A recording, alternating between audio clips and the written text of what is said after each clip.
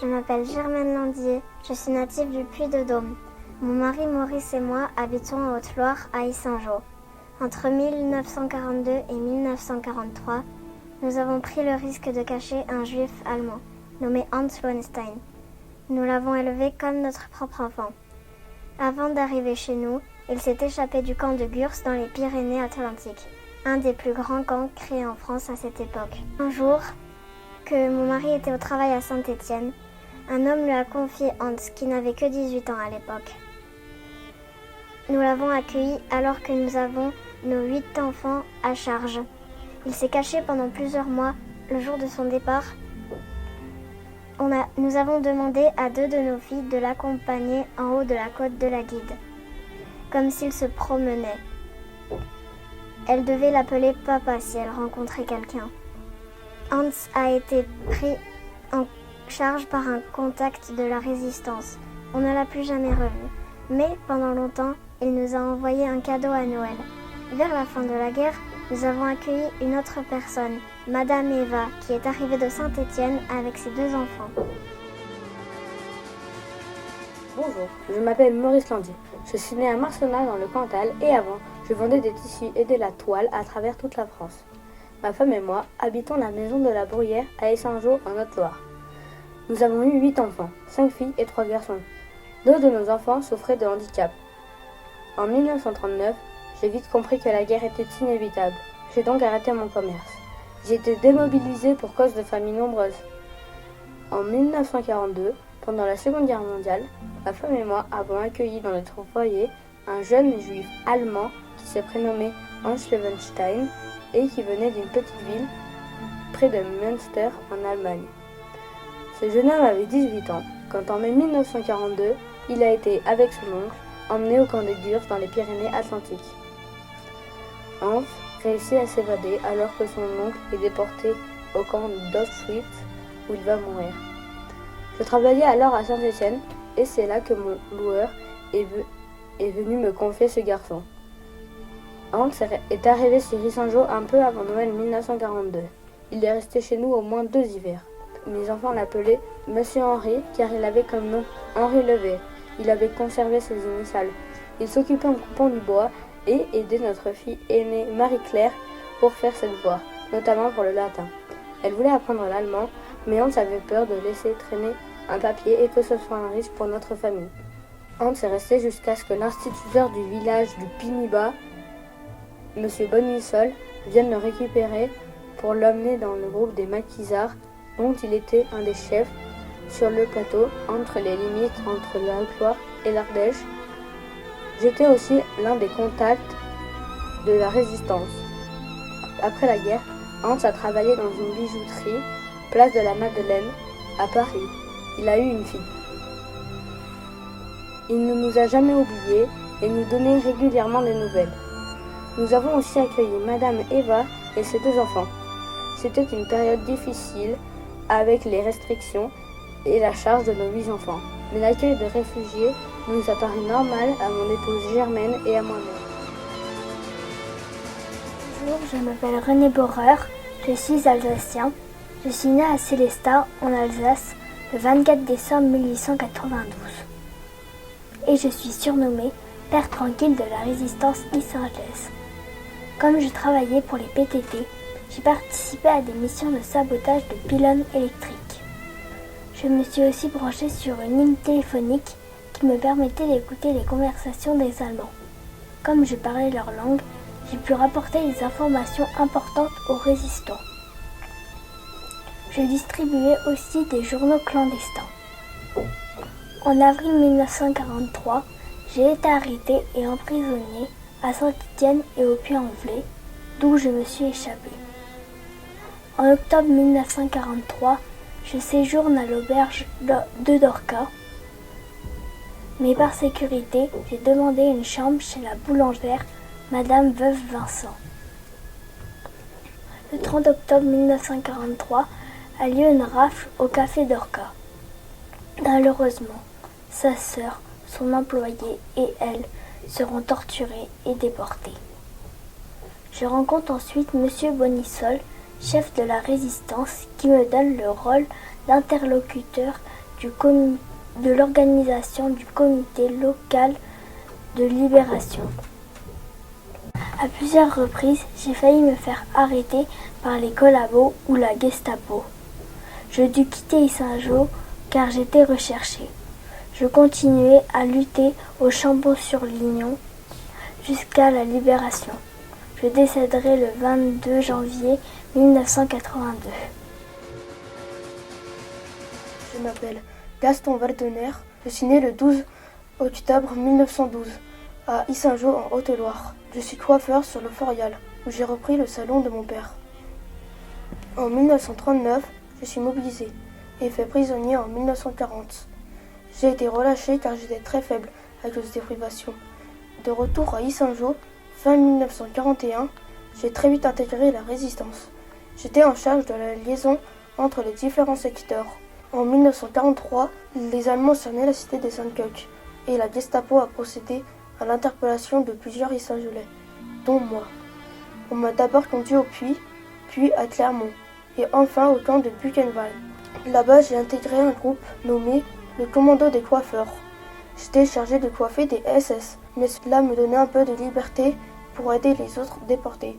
Nous avons ainsi pu aider un certain Marcel Bloch, qui deviendrait le célèbre Marcel Dassault, constructeur d'avions. Le 29 avril 1945, je suis libéré du camp, quelques jours après sa libération par les Américains le 11 avril. De retour à Yssingeaux, j'ai repris mon métier, mais les périodes de privation ont eu raison de moi.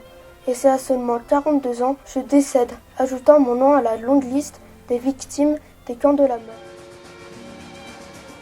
Je m'appelle Emma Masson. En 1943, je travaillais comme vendeuse dans une épicerie auberge chez Dorca. La porte était ouverte à toute heure, du jour et de la nuit. Dorca était une femme d'une bonté extraordinaire. Si elle n'est pas allée au paradis, personne n'a pu y accéder. Avec elle, nous avons accueilli des résistants évadés de la prison du Puy-en-Velay. Nous avons fait bouillir de l'eau dans une lessiveuse pour les soigner et nous leur avons donné à manger avant qu'ils ne rejoignent le maquis. J'ai acheminé des messages pour la résistance. Un soir, à 1h du matin, en rentrant de chez moi, à quelques centaines de mètres, 2 hommes m'attendaient.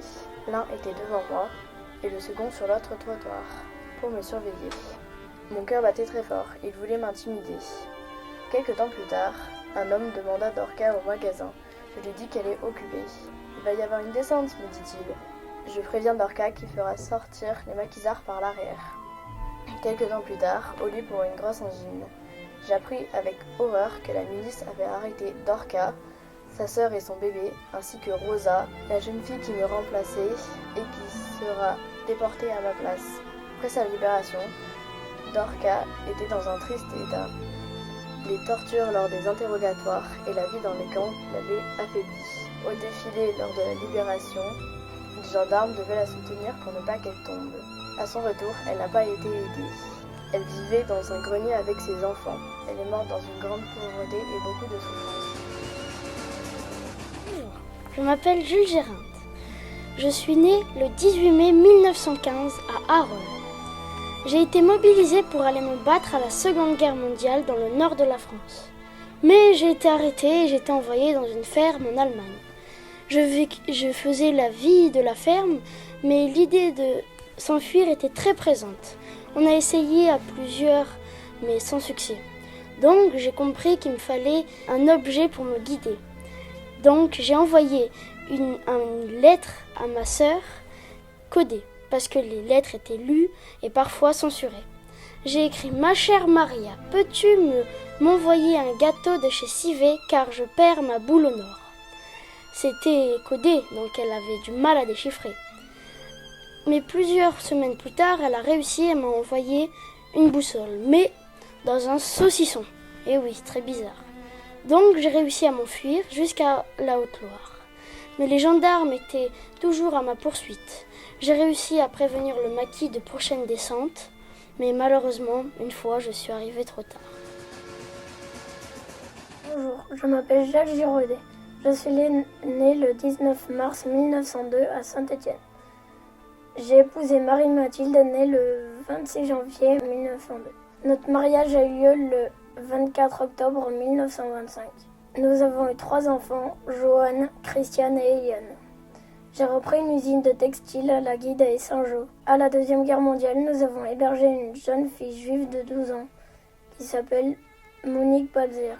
Son père s'est fait dénoncer par un voisin. Sa mère s'est retrouvée à la rue et a réussi pendant plusieurs mois à échapper à la Gestapo. Ne dis jamais que tu es juive. C'était une recommandation de sa mère qu'elle a suivie à la lettre. Nous lui donnions de l'argent pour aller acheter des bonbons. Sa mère lui manquait tellement qu'un jour elle a utilisé cet argent pour envoyer un télégramme. Elle ne savait pas que c'était très risqué d'envoyer notre adresse. Après notre mort, nous avons eu notre nom gravé sur le mur du jardin de Jérusalem, entouré de nos petits-enfants et Monique Balzer. Bonjour, je m'appelle Jeanne Emador Carussier. Je suis née en 1904 au Mas et Saint-Voix en Haute-Loire. Je suis l'aînée d'une famille protestante de 8 enfants. Dans mon enfance, je travaillais dans les champs. Plus tard, je me fais embaucher dans un hôtel-restaurant à Yssingeaux. Puis chez le docteur Manisol, toujours à Yssingeaux. En 1933, je me marie et j'ai eu 3 enfants. Mais malheureusement, mon mari meurt prématurément. Je décide alors d'ouvrir une épicerie rue Maréchal Fayol, début 1943, avec l'aide d'Emma Masson et de Rosa Bérard. Je décide d'ouvrir mon épicerie au Maquisard. Mon établissement devient peu à peu un lieu important pour la résistance. Nous diffusons la presse clandestine, nous hébergeons et ravitaillons des maquisards et des réfractaires au STO. Mais le 31 octobre 1943, vers 10h du matin environ, des policiers allemands viennent dans mon café. Ils ont perquisitionné dans toutes les pièces de la cave au grenier. Sous la menace de leurs armes, ils ont arrêté ma sœur et son bébé, Rosa Bérard et moi-même. Nous sommes emmenés à la mairie d'Yssingeaux, à Saint-Étienne et à Lyon, au fort Montluc, où se trouvait la Gestapo. Avec Rosette, nous sommes déportés dans des wagons à bestiaux vers le camp de Ravensbrück, un camp de concentration réservé aux femmes. Nous sommes alors matriculés et je reçois le matricule 27 920. Nous n'avions jamais de repos. On chargeait des wagons de betteraves avec souvent l'envie de croquer une bouchée au risque d'être battu. Le dimanche de Pâques, en avril 1945, 299 femmes ont été échangées contre 600 prisonniers allemands et je fais partie du lot. Je suis revenue avec la Croix-Rouge. À mon retour à Yssingeaux, j'ai vécu des années difficiles dans la pauvreté, la maladie et été oubliée par beaucoup de personnes. Les privations, les maltraitances, les tortures, le manque de soins et d'hygiène ont eu beaucoup de raisons de moi. Le 20 janvier 1950, je meurs. Ce n'est que 70 ans plus tard que la ville d'Yssingeaux donnera mon nom à une salle de la ville. Bonjour, je m'appelle George Kapleman, je suis américain. Pendant la Seconde Guerre mondiale, j'ai été aviateur pour l'US Air Force. Je me souviens très bien du 2 août 1944, car ce jour-là, j'ai perdu mon camarade et j'ai failli perdre la vie aussi. Nous avons pour mission de détruire une raffinerie d'huile près d'Avignon dans le sud de la France. Le moteur de notre B-24 a pris feu 2 fois. Selon les consignes, nous devons atterrir dans un coin isolé pour ne pas atterrir dans la main des Allemands. Dès que j'ai pu, j'ai donné l'ordre à mon équipage d'évacuer l'appareil. Mais malheureusement, le parachute de mon ami, le lieutenant d'Andréo, ne s'est pas déclenché et il a perdu la vie. Les autres membres ont sauté et j'ai été le dernier à évacuer l'appareil. Notre avion a survolé le village de Sétou à Riotor en Haute-Loire et s'est écrasé au sol. Par chance, j'ai été accueillie dans la famille Delolme qui avait déjà accueilli un cousin qui s'était échappé d'Allemagne. Ce n'était pas facile car je ne parlais pas français, mais tout le monde était sympa avec moi. N'ayant pas grand-chose à leur offrir en remerciement, je leur ai laissé mon parachute. Apparemment, ils en ont fait bon usage. Ils ont fait des vêtements et des rideaux. le curé de la paroisse a proposé de faire un monument pour se souvenir de ce jour. Il a tenu sa promesse. On peut y voir gravé à la gloire de l'équipage du B24. Nos descendants ont pu voir cette stèle qui était un moment émouvant pour eux. Bonjour, je m'appelle Rosette Bérard. Je suis née à Chauderolles en Haute-Loire le 23 juillet 1924. Je n'avais que 16 ans quand j'ai rejoint la Résistance en 1940. J'ai décidé d'aider une partisane nommée Jeanne, dite Dorca. Madame Dorca tenait un café, une épicerie, une auberge. Le 31 octobre 1943, après une dénonciation, une rafle a lieu dans le café. Dorca, sa sœur et moi sommes arrêtés et emmenés à la gendarmerie de Saint-Jean, à la caserne Grouchy, et puis à l'hôtel du Forêt à Saint-Étienne, là où se déroulaient les interrogatoires très violents. Et enfin, au Fort Montluc à Lyon. Nous avons été chargés en wagon à bestiaux pour finir au camp de concentration Ravensbrück. On nous a tatoués sur l'avant-bras gauche nos numéros de matricule. Dorca a le 27 920 et moi le 27 365.